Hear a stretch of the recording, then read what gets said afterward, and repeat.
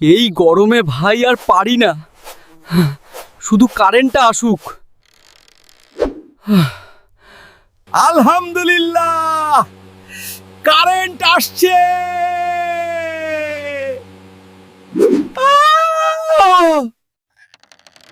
এটা আবার কি শুরু হলো? এসব কি হচ্ছে? কারেন্ট আসছে। কারেন্ট ভাই, আর যাস না। এইবার মনে হয় এটা থাকবে।